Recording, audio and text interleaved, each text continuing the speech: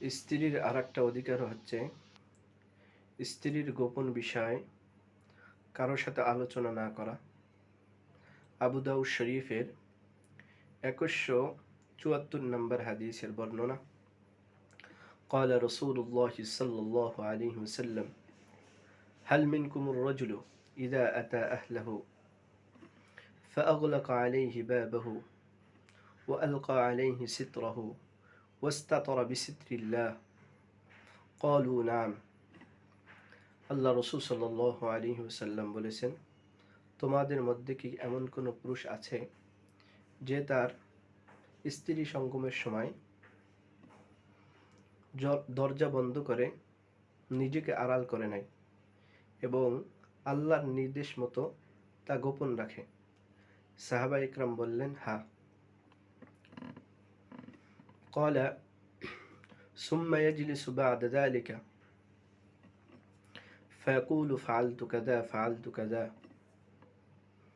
নবীজি বলেন, এর পরের দিন আবার কয়েকজন বন্ধু বান্ধব একসাথে বসে তারা এরকম বলাবলি করে যে আমি এই কাজ করেছি গত রাত্রে, বন্ধুদের সাথে শেয়ার করে।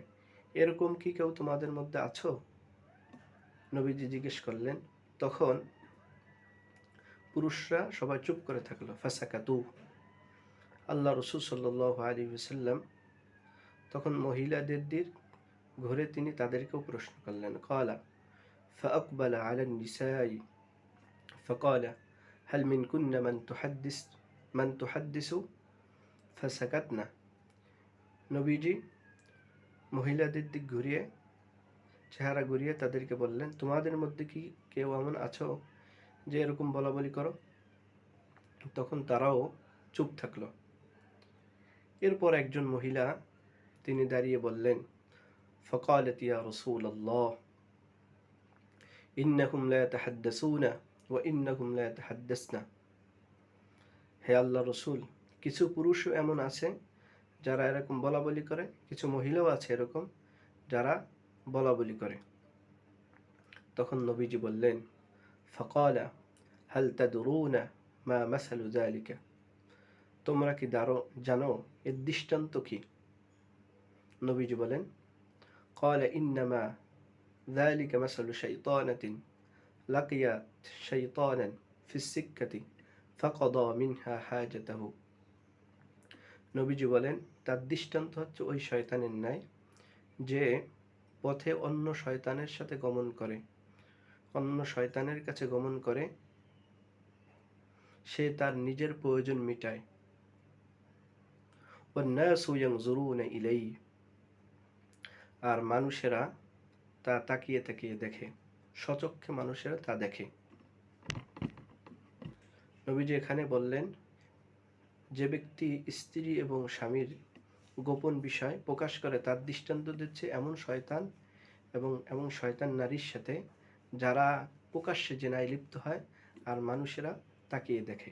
শুধুমাত্র যদি কেউ বলে তাহলে সে যেন এরকম একটা নির্লজ্জর মতন কাজ করলো।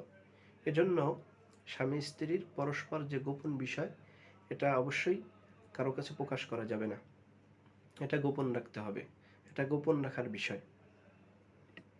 নবী সাল্লাল্লাহু আলাইহি ওয়াসাল্লাম এই হাদিসের শেষে আরো বলেন, আলা ওয়া ইন্না তিবার রিজালি মা যাহারা রিহুহু ওয়া লাম ইয়াজহার লাউনুহু।